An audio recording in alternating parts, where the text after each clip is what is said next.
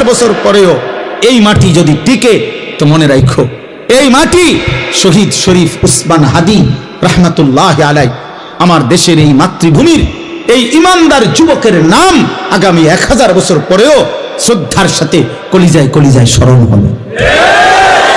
পৃথিবী তাকে মনে রাখবে। হ্যাঁ হ্যাঁ, মনে রাখো বাবা, এই যুবক ইমানদার ছিল। 33 বছর বয়সী এক যুবক, যে সুনির্দিষ্ট কোনো রাজনৈতিক দলের সদস্য ছিল না, যে একাই মেহনত করে গেছে আধিপত্যবাদের বিরুদ্ধে, আগ্রাসনের বিরুদ্ধে, মাতৃভূমির প্রতি ইঞ্চি জমিন হেফাজত করতে চেয়েছে। তার সামর্থ্যের সবটুকু দিয়ে সে বলেছে, সে পাক্কা নামাজি ছিল, 5 ওয়াক্ত নামাজ পড়ত, ফজরের নামাজ প্রতিদিন জামাতে পড়ত, ফজরের নামাজ ক্যাম্পেইন করত, সাথীদেরকে ফজরের নামাজের জন্য উঠাইতো, ফজরের নামাজের বন্ধুদেরকে সাথে নিয়ে এরপরে ঢাকা 8 সংসদীয় আসনে ওয়ার্কিং করত প্রতিদিন ফজরের নামাজের পরে। তুমি খবরে দেখো, তুমি শুনো, দেখো এক যুবক একই সাথে ঈমান এবং দেশপ্রেম দুইটাই তার মধ্যে সমান তালে ছিল। মাতৃভূমির প্রতিও প্রচন্ড টান ছিল, দেশের আজাদী স্বাধীনতা সার্বভৌমত্বের প্রতিও তার কলিজা ভরা মহব্বত ছিল, আল্লাহর প্রতিও তার মজবুত ঈমান ছিল। আল্লাহ বলে, যুবক তুমি চেয়েছো মাত্র, সে বলছে আমি যদি 500টা ভোট পাই, 5000 ভোটও পাই, তো আমি প্রথমবার দাঁড়াইছি, আমি সার্থক মনে করব। আসমানওয়ালা রব বলেন, আমি তোকে 18 কোটি মানুষের ভালোবাসা দিয়ে দিলাম, যা গোটা মাটির ভালোবাসা দিয়ে দিলাম। তুমি যুবক চেয়েছো 500 ভোট, আলহামদুলিল্লাহ আলহামদুলিল্লাহ।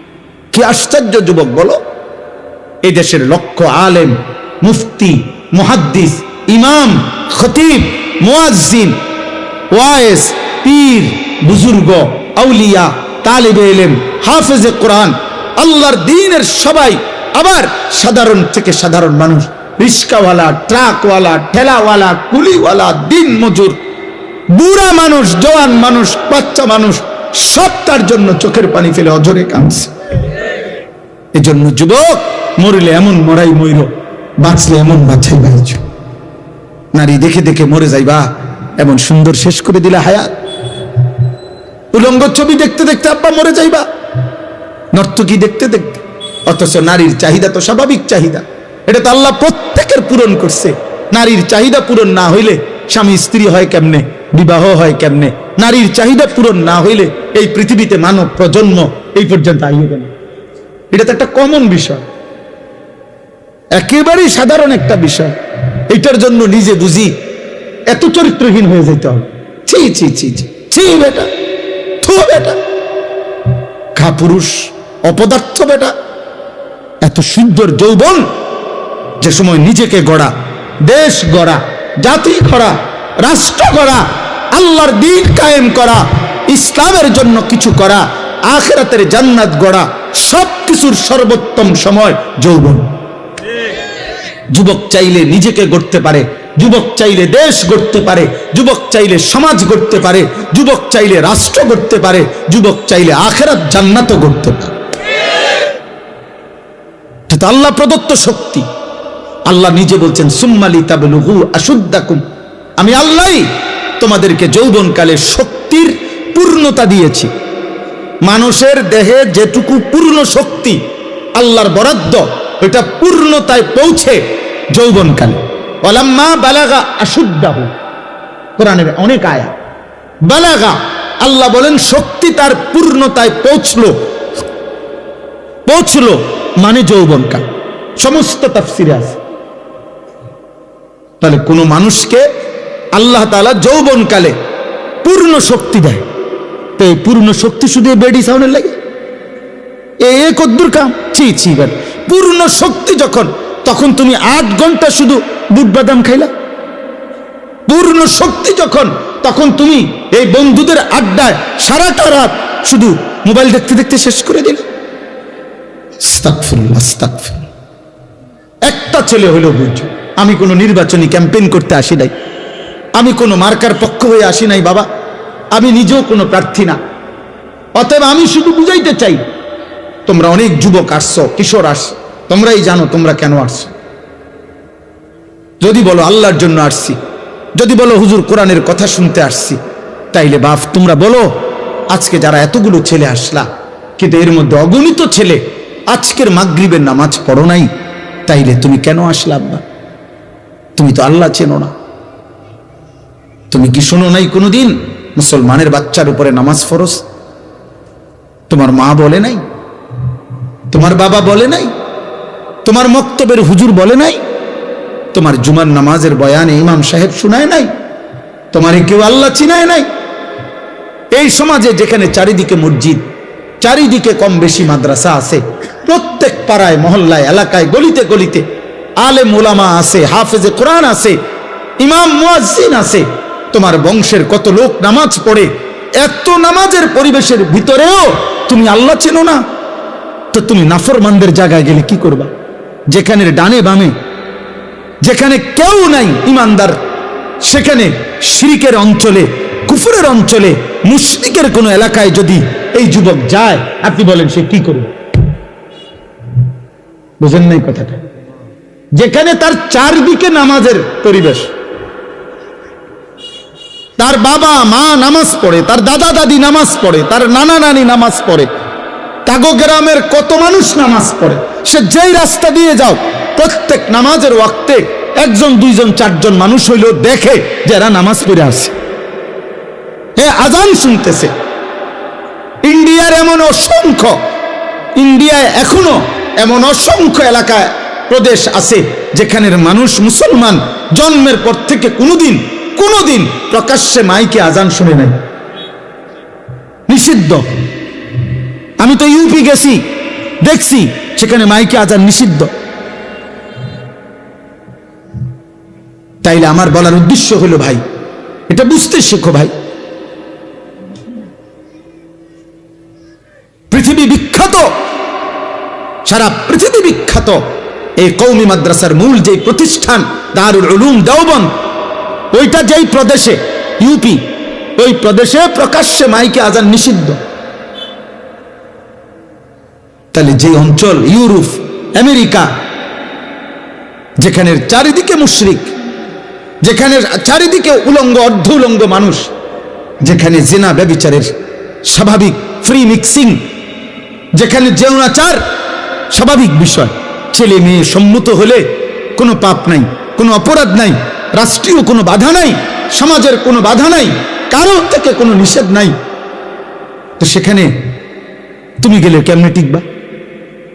তোমার মাতৃভূমি চারিদিকে মুসলমান, এখানেই আশ্চর্য। মানে আমি অনেক চিন্তা করি, আমার অনেক ভাবনা এটা, এই 18-16 বছর আর 20 বছরের ছেলে যেগুলো এক ওয়াক্ত নামাজ পড়ে না, আমার কাছে মনে হয় মানে তার চাইতে বড় গাদ্দার মানুষ হইতে পারে না।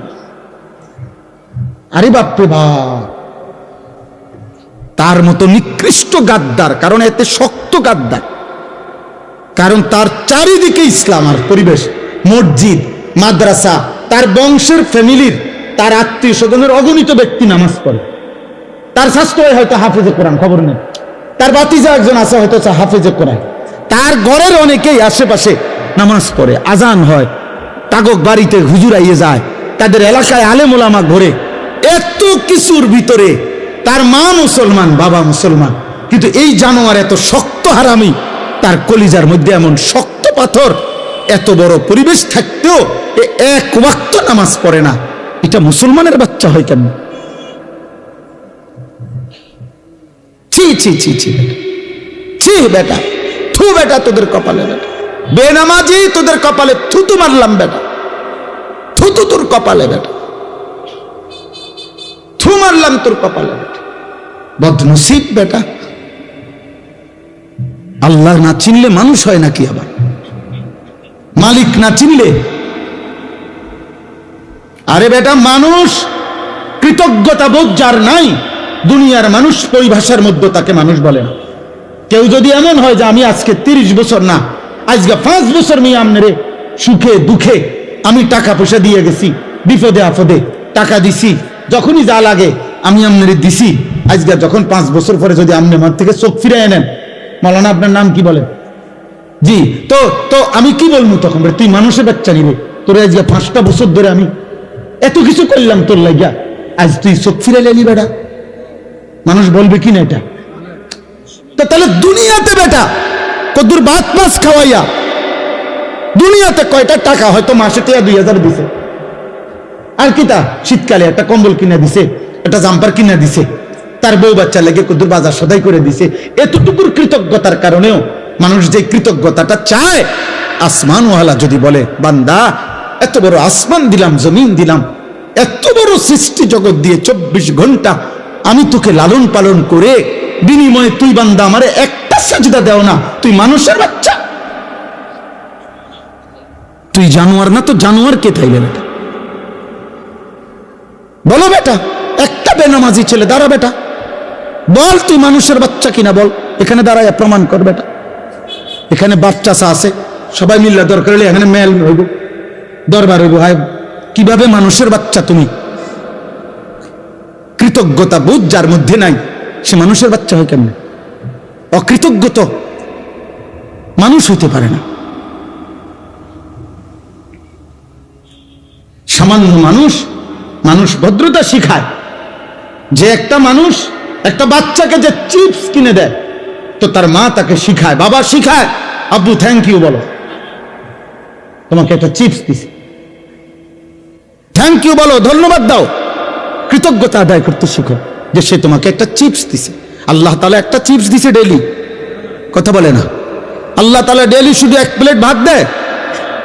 তো বলো আব্বা বলো, কি সুরত বানাইছে ওগুলা? এই মুসলমানের ছেলেরা, এই বাবা, বেঈমানের চুল তোদের পছন্দ হইলো কেন বাবা? বল তুই, এই তোর হিন্দু, কোন হিন্দু বেঈমান তোর জন্য কোনোদিন কাঁদছে কিনা তুই বল? কোন ইহুদির বাচ্চা, কোন খ্রিস্টানের বাচ্চা, কোন বেঈমান তোদের জন্য কোনোদিন কাঁদছে কিনা? তোদের জন্য 23 বছর কাঁদছে যিনি, তিনি তো মদিনার বন্ধু রাসূলুল্লাহ সাল্লাল্লাহু আলাইহি সাল্লাম। তো যিনি 23 বছর কাঁদছেন, উনি এই চেহারা দেখবার জন্য কাঁদছেন? বলো, তোমার মা 9 মাস তোমার গর্ভে ধারণ করে এত যন্ত্রণা সয়েছেন এই তোমার এই সুরত দেখার জন্য? 2 বছর তোমার দুধ পান করাইছেন এই সুরত দেখার জন্য? 1 ওয়াক্ত নামাজ পড়তা না, এই দৃশ্য দেখবে মা? কোন মাকে যদি বলে যে মা তোর ফুত এত নষ্ট হলো কেমনে, তোর ফুত এত বড় অসভ্য হইল কেমনে, 1 ওয়াক্ত নামাজ পড়ে না, আহা, সেই মা যদি একবার দীর্ঘশ্বাস ফেলে বলে ফেলে, ওই মা, ফুত তুই আমারে কি বেইজ্জতি করলি, বলেন? এটা যদি কোনো মা বলে ফেলে, তো এই অভিশাপ আল্লাহর আরশ পর্যন্ত পৌঁছতে কতক্ষণ লাগবে? বাপ যদি বলে ফেলে, ফুত তুই কেমনে আমার এত বড় বেইজ্জতি করলি, মানুষে কয় তুই আমার ফুত কেমনে হইলি? বলো বাবা, একটা ছেলে বল যাদের চেইলে চুলে কাটিংওয়ালা, সামনে কা বামে তোমরা যে ডিজাইনেবল, এ তো মুশরিকের চুল বাবা। খোদার কসম, আল্লাহ রাসূলের বিশুদ্ধ হাদিস, নবী সাল্লাল্লাহু আলাইহি সাল্লাম, নাহা রাসূলুল্লাহ সাল্লাল্লাহু আলাইহি সাল্লাম আনিল কাযা, একটা আরবি শব্দ কাযাউন, কফ জা আইন। সাহাবারা জিজ্ঞেস করছে, ওয়ামাল কাযা ইয়া রাসূলুল্লাহ, এই কাযা মানে কি, যেটা আপনি নিষেধ করেছেন, নবীজি নিষেধ করেছে? তখন ব্যাখ্যা দিছেন যে কোন ব্যক্তি তার চুল একাংশ, কিছু অংশ একদম হলক মানে মুন্ডন করে ফেলা, কিছু অংশ রেখে দেওয়া, আল্লাহ রাসূল বলছেন এটা কাযা, এটা আল্লাহ নবী স্পষ্ট নিষেধ করেছে। আন ইয়াহলিকা বা'দাহু ওয়া ইয়াতরুকা বা'দাহু, কিছু অংশ হলক, কিছু অংশ কি রেখে। তাহলে এটা কি হুজুর এই চুল না? তুমি পুরা মাথা কামায় এলো, নাহলে পুরা মাথা চারদিকে সমান চুল রাখো, নয়তো পিছনে বাবরি রাখো। কিন্তু তোমরা এটা কি রাখছো বাবা? তোমরা বলো, কার থেকে নিছো? সেলুন থেকে, নাফিদ থেকে, সিনেমার কোন নায়ক থেকে, মোবাইলের কোনো ডিজাইন থেকে, ফুটবলের কোনো খেলোয়াড় থেকে। ছি ছি ছি ছি, এত নিচে নেমে গেল বিবেক, রুচি এত নিচে নেমে গেল, এত নিকৃষ্ট রুচি। তোর বাবা তোর পছন্দ হয় না বাবা? তোর দাদার চলাফেরা তোমার পছন্দ হয় না? তোমাগো গ্রামের মসজিদের ইমাম সাহেবের চলাফেরা পছন্দ হয় না? তোমাগো গ্রামে যত হুজুর আসে, আলেম আসে, ওনাদের চুল চেহারা তোমার পছন্দ হয় না? তোমার এলাকার কোনো আউলিয়া পীর বুজুর্গ যদি কোনোদিন দেখে থাকো, তো তাদের চুল চেহারা তোমার পছন্দ হয় না? কারোই ভালো লাগলো না? কোন মুসলমানের চুল চেহারা তোমার ভালো লাগলো না? তুই বেঈমানের মতো পছন্দ করলা। আজকে কাটো, আজকে নিয়ত করো, আজকে নিয়ত। আর নয় তো মনে রাখো বাবা, যদি মনে করো তুমি পাত্তা দিলা না, কোনো অসুবিধা নাই, কোনো অসুবিধা নাই। আল্লাহ তাআলা সেদিন নবীজিকে বলছিলেন, বন্ধু কালেমার দাওয়াত আপনি সকলকে দেন, বাকি ইসলামের বিজয়ের জন্য আপনার সাহাবী লাগবে কয়জন, কারা কারা আগামী দিনে পৃথিবীময় ইসলামের পতাকা ছড়িয়ে দেওয়ার জন্য এই লোক যা লাগবে সেটা আমি বাছাই করে নেব, আপনি দাওয়াত দিতে থাকেন। এই জন্য আল্লাহ তাআলা বলছেন, বন্ধু আবু জেহেলকে আপনি দাওয়াত দিছেন, আবু বকরকে আপনি দাওয়াত দিছেন, ওমরকে আপনি দাওয়াত দিছেন, আবু লাহাবকে আপনি দাওয়াত দিছেন, বাকি আমি আবু বকরকে নিলাম, আবু জেহেলকে নিলাম না, ওমরকে নিলাম, আবু লাহাবকে নিলাম না। আমার ইচ্ছা। এজন্য দোস্ত তোমরা মনে রাখো বাবা, আপনাদের সবাইকে বলি, আমাকেও বলি, প্রত্যেকেই মনে রাখবেন 1450 বছর ধরে ইসলাম আছে, ছিল, আগামী দিনেও থাকবে। ইসলামের বিজয় হবে, কালেমার বিজয় হবে। মাহদী এই পৃথিবীতে আসবে, দাজ্জাল প্রকাশ পাবে এবং দাজ্জাল নিহত হবে। ইহুদিদের শেষ ব্যক্তিটা নিহত হবে। সারা পৃথিবীময় আরেকবার খোদার কসম, নবীর ভবিষ্যৎবাণী, যদি কিয়ামত, আল্লাহ রাসূল বলেছে ইসরাফিল ফু দেওয়ার আর একদিন যদি বাকি থাকে, নবীজি বলছেন তবুও আমার উম্মত বিশ্বাস করো যে মাহদী আসবে, আর মাহদীর নেতৃত্বে সারা পৃথিবীতে আরেকবার ইসলামের খেলাফত, ইসলামের পতাকা উড়বে, যদি কিয়ামতের আর একদিনও বাকি থাকে। এটা হবে, কিন্তু তোমাদের মতো অনেক ছেলে মনে রাখো, চরিত্রহীন, লম্পট, জুয়ারি, মদখোর, নেশাখোর, নারী লুভী, উলঙ্গ ছবি দেখায় অভ্যস্ত, বেঈমান মুশরিকের চাল চলন, চুল চেহারা হতে পারে যুবক, তোরে নিবে না খোদা, তোরে ছাড়াই ইসলামের বিজয়। সেদিন আবু জেহেলকে ছাড়াই ইসলামের বিজয় হয়েছে, আবু লাহাবকে ছাড়াই ইসলাম বিজয় হয়েছে। অতএব আল্লাহর জন্য যা দরকার তা তিনি নিবে।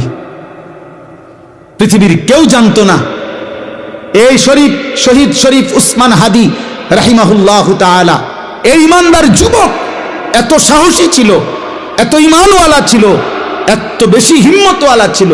অসংখ্য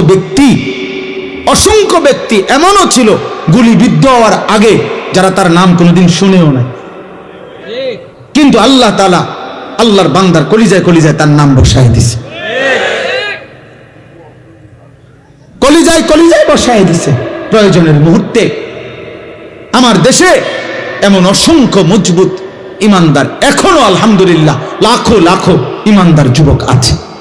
তুমি সময়ই দেখবা, যখন যে দূর লাগবে মালিক যা রাখবে, যাকে নিবে তিনি নেবেন। মূলত হেদায়েত দেয় কে? ফয়সালা দেয় কে? নবী সাল্লাল্লাহু আলাইহি সাল্লামের হাতে অনেক লোক কালেমা পড়ছে কিনা? তো আবু তালেব পড়লো না কেন? ফয়সালা কার হাতে? হযরত ইব্রাহিম আলাইহিস সালামের হাতে অনেক লোক কালেমা পড়েছে কিনা? তো ওনার আব্বা পড়লো না কেন? ফয়সালা কার হাতে? নূহ আলাইহিস সালামের হাতে অনেক লোক কালেমা পড়ছে কিনা? তো ওনার ছেলে কেনান কালেমা পড়লো না কেন? ফয়সালা কার হাতে? আবার ইব্রাহিম আলাইহিস সালামের বাপকে এত বলার পরেও এই ইব্রাহিম নবী বুঝাইতে পারলো না আল্লাহর ইচ্ছা। আবার এই ইব্রাহিম নবী যখন বলল 12 বছর মাত্র ছেলেটার বয়স, 11 থেকে 12, ইসমাইলকে বলল, বাবা আমি স্বপ্নে দেখছি তোমারে জবাই করতেছি আল্লাহর হুকুমে, তুমি কি বলো? ছেলে এক বাক্যে বলছে আমি আল্লাহর বিশ্বাস করি। বাবা, আপনার মালিক আমার মালিক আল্লাহ, যা বলেছেন এখনই আপনি পালন করেন। তাহলে 11 বছর থেকে 12 বছর ওই ইব্রাহিমের ছেলে, ওই বেটাও ইব্রাহিমের বাপ, রব বলেন এদিক দিয়ে হেদায়েত দিলাম না, এদিক দিয়ে 12 বছরের বাচ্চাকে আমি হেদায়েত দিয়ে দিই। কার ফয়সালা? কার? নালে এরম হইল কার? বলেন এমন হইল কেন? তাই আল্লাহ আমাদেরকে বুঝ দান করে, আল্লাহ আমাদেরকে বুঝ দান করে, আল্লাহ আমাদেরকে বুঝ দান করে। আমার কথা শেষ। আমি এই এতটুকু কথাই বললাম। আমি কোরআনুল কারীমের যে আয়াতগুলো পড়েছি, 3টা আয়াত, মূল উদ্দেশ্য 2টা আয়াত বলা, কথা এটাই। আল্লাহ তাআলা বলছেন আলিফ লাম মিম, এটা কোরআনের মুজিজা। এর অর্থ আল্লাহ এবং তার রাসূলই ভালো জানেন। মক্কার কাফেররা বলতো কোরআন মুহাম্মদের বানানো। তা আল্লাহ চ্যালেঞ্জ করে বলছে, তাহলে বলো এই অক্ষরগুলোর অর্থ কি? তারা বলতে পারে নাই। এতে করে প্রমাণিত হয়েছে কোরআন আল্লাহর কালাম। আরো বিস্তারিত কথা আছে, এটা আমাদের জন্য এতটুকুই কথা যথেষ্ট। আল্লাহ তাআলা বলেন আহাসিবান নাস, এই দেখেন 2টা তরজমা, শুধু কথা শেষ আপনি বুঝবেন। আল্লাহ তাআলা বলেন আহাসিবান নাসু আন ইউতরাকু আন ইয়াকুলু আমান্না ওয়া হুম লা ইফতানুন। আল্লাহ বলে আমার বান্দারা কি মনে করেছে যা শুধু মুখে বলবে আমি মুমিন, আমি মুসলমান, কাগজ দেখাবে, আইডি কার্ড দেখাবে, জন্ম নিবন্ধন সনদ দেখাবে, ধর্মের পাশে লেখা ইসলাম, অথবা মুখে বলবে আমি মুসলমান, আমি মুমিন, আমি আল্লাহ, কোনো পরীক্ষা না নিয়ে, আমি ইমানের পরীক্ষা না নিয়া, আমলের পরীক্ষা না নিয়া তাদেরকে এমনিতেই ছেড়ে দেব, জান্নাত দিয়ে দেব, এই কি ভেবেছে আমার বান্দার? আল্লাহ এটা জানতে চাইছে। তোমরা কি এই ভেবেছো বান্দা? এটাই ভাবছো? আল্লাহ বলে না, যদি ভেবে থাকো ভুল, বরং শুনো ওয়ালাকাদ ফাতান্নাল্লাযীনা মিন ক্বাবলিহিম। আল্লাহ বলেন ইতিপূর্বে যত লোক সকল নবীর জামানায় ঈমান এনেছে, আমি আল্লাহ প্রত্যেক ঈমানদারেরই ঈমানের পরীক্ষা নিয়েছিলাম। কি নিয়েছিলাম? পরীক্ষা। ফালা ইয়ালামান্নাল্লাহুল্লাযীনা সাদাকু ওয়ালা ইয়ালামান্নাল কাযিবিন। আল্লাহ বলেন পরীক্ষা নিয়ে আমি জেনে নিয়েছি কে কে ঈমানের দাবিতে সত্যবাদী, কে কে মিথ্যাবাদী। পরীক্ষা ছাড়া দোস্ত আখিরাত মিলবে না, পরীক্ষা দিতে হবে। এখন পরীক্ষাটা কি? পরীক্ষা হলো এই দুনিয়ার পুরা হায়াত আল্লাহ তাআলার আনুগত্যের পরীক্ষা।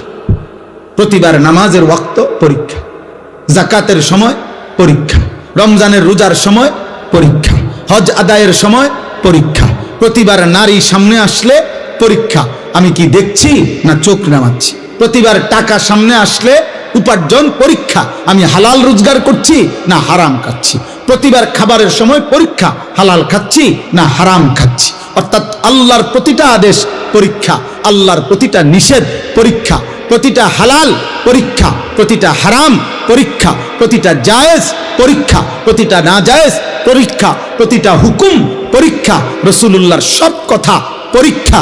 আল্লাহ বলেন এই পরীক্ষা মৃত্যু পর্যন্ত দিয়ে ঈমানের পরীক্ষায় উত্তীর্ণ হয়ে এরপরে জান্নাত নিতে হবে। জান্নাত তোমার আব্বার সম্পত্তি না, জান্নাত কেউ টেন্ডার নিছে না। কথা বোঝেন নাই? জান্নাত কারো টেন্ডার না, জান্নাত একক আল্লাহর সিদ্ধান্ত। জান্নাতে কে কে ঢুকবে চূড়ান্ত এই সিদ্ধান্ত কার? একক আল্লাহ। কসম খোদা, আপনি বিবেকবান কোন আলেমকে জিজ্ঞেস করেন, রাসূলুল্লাহ সাল্লাল্লাহু আলাইহি সাল্লামের সর্বোচ্চ ক্ষমতা হলো সুপারিশ। সর্বোচ্চ ক্ষমতা কি? সুপারিশ মানে সিদ্ধান্ত নয়, সুপারিশ মানে ফয়সালা না। আপনি জিজ্ঞেস করেন যে কোনো হুজুরের, সুপারিশ মানে আবেদন। সুপারিশ মানে কি? আবেদন। আর আল্লাহ বলছে বন্ধু আপনার সুপারিশ আমি গ্রহণ করব, আপনারে আমি খুশি করব, আপনার মুখে আমি হাসি ফুটাবো, আপনারে আমি রাজি করব, আপনার কথা মতো আমি আপনার উম্মতকে আমি জান্নাত দেব। কিন্তু প্রশ্ন হইল 100 কোটি মনে করেন বান্দার ব্যাপারে নবী সুপারিশ করলো, ধরে নেন, তো সেখান থেকে আল্লাহ শুধু একজনকে জাহান্নাম দিল আর বাকি সকলকে নবীর পছন্দ মতো জান্নাত দিয়ে দিল। সেই যাকে বাদ দিল একজন, সে যদি আমি হই তাহলে বাকি সবাই জান্নাতে গেলে আমার কি লাভ? কথা বলে না, কথা বোঝেন নাই তো? ঠিক আছে, নবীজির সুপারিশে কোটি কোটি মানুষ জান্নাতে যাবে, আমি মাইনে নিলাম, এবং এটাই কথা, ঠিক আছে, সবই ঠিক আছে। কিন্তু যদি একজন বাদ পড়ে, সেটা যদি আমি হই, আর বলে না কেন, তাহলে তাহলে কি লাভ আমার? বাকিদের লাভ কি? বাকিরা জান্নাতে গেলে আমার কি লাভ? আমি অনেক সময় বলি, এই যে আপনারা যারা বয়স্ক লোক, আপনারা অনেকেই আছে মিথ্যা, সুদ, কিস্তি, 2 নম্বরি, ওজনে কম দিয়া, হাজার রকমের বাটপারি সিটারি কইরা পয়সা কামাই করে। কি মনে মনে সান্ত্বনা, আমি নিজে যদি কষ্ট কইরা চেষ্টা কইরা জিফুতেরে যদি আমি একটা গদ্দুয়ার বাড়ি ঘর জয় জমি সহায় সম্পত্তি লাইন ফাইন করে দিয়ে যাই, তাইলে আমি মূল্য আর আমার কোনো দুঃখ নাই। আরে বেকুব, আপনি যদি আপনার মৃত্যুর পরে আপনার জিফুত নাতি নাতনি যদি উন্নতি করে আকারে মঙ্গল গ্রহ গড়বাড়ি করে, তা আপনার কি লাভ? আপনি তো কবরে, কথা বলেন না, আপনি তো কবরে মিয়া। তো আপনারা যদি কবরে ফিরে, তো এরপরে আপনার জিফুত যদি এখানে এসি রুমও ঘুমায়, তো আপনার কিতা? তো তাহলে আপনি এটা কিতা করলেন? আপনি যে কইলেন আমি থাকতে যদি সব করে দিয়ে যাই, মূল্য আমার দুঃখ নাই, দুঃখ তো আমনেরে না, হেতার কি দুঃখ? হেতারে তো সব করেই দিলেন, তারে তো বিল্ডিং করেই দিলেন, তার তো দুঃখ নেই, দুঃখ আমনের। আমনের সুদের টাকায়, আমনের কিস্তির টাকা, আমনের 2 নম্বরই টাকায় আপনারা যখন প্রথমে ঢুকলেই কবরে যখন টাঙ্গাইয়া ফিটবো, তখন আপনি বুঝবেন দুঃখ কারে কয়। আপনি তখনই না বলবেন,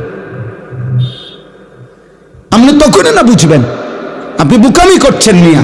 আপনি মরে গেলেও এই পৃথিবীতে দুনিয়ার উপার্জন থাকবে, বাকিটা আপনার ফুতে নিজেই করতে পারবো। আপনি মরে দেখেন, আপনার বহুত, আপনার বাবা মরছে, আর আপনার বাবা যা করে নাই, এরপরে কি সন্তান আর কিছু করে নাই? কথা বলে না কেন? দুনিয়া বংশ পরম্পরায় বাড়তেই থাকে, হইতেই থাকে, এটা কিচ্ছু না। দরকার হলো কবর, দরকার হলো আখিরাত। শেষ কথা হলো, আল্লাহ বলেন, আম হাসিবাল্লাযীনা ইয়ামালুনা আস-সাইয়্যাতি আন ইয়াসবিকুনা। আল্লাহ বলে, বান্দা, আমি আল্লাহ বলে রাখলাম, তোমরা মনে রাখবা, তোমরা যারা যারা নাফরমানি করছো, পাপ করছো প্রতিনিয়ত, আল্লাহ বলেন তোমরা এটা ভেবো না যে আমাকে ডিঙ্গায় যাবে, এই পৃথিবীর সবার থেকে ছুটে যাইবা, কিন্তু আমি আল্লাহ থেকে ছুটবা কেন? আমারে আড়াল করবা কেমনে বান্দা? আমাকে গোপন করবা কেন? অতএব যদি মনে করে থাকো আমি আল্লাহকে পাশ কাইটা যাবা, আমার থেকে লুকায়া যাবা, আমার থেকে আড়াল হইয়া যাইবা, আমার থেকে ডিঙ্গাইয়া যাইবা, সা আমা ইয়াহকুমুন। আল্লাহ বলে, এটা তোমাদের ভুল সিদ্ধান্ত, মন্দ সিদ্ধান্ত, বোকামি করছো।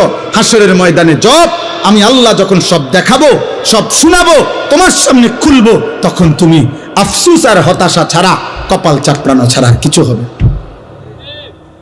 সেদিন শুধু আফসুসে করবা, আহা কি করলাম, আহা কি করলাম, আহা কি করলাম। আল্লাহ আমাদের প্রত্যেককে বুঝ দান করে। এজন্য কিশোর ভাই, নওজোয়ান ভাই, কষ্ট করে আজকে আসছো, আজকের থেকেই এশার নামাজ পড়া শুরু করো। বলো ইনশাআল্লাহ, বলো নওজোয়ান ইনশাআল্লাহ। আবারও বলছি বাপ, তোমার কথা কেউ মনে রাখবে না। তুমি মনে করো সাইডে মাডে দিয়ে গে লাগা আর কি, নামাজ পড়লা না। তুমি হয়তো ভাবলা, আরে বাদ দে, হুজুররা কয় তো কয়, ঠিক আছে আব্বা চলো, অসুবিধা নাই। আবু জাহেলও তো দুনিয়া পার করছে, কত নাফরমানও তো দুনিয়া পার করছে, জন্তু জানোয়ারও তো দুনিয়া পার করে, কিন্তু আখিরাতে না বুঝবে, কবরে না বুঝবা আব্বা।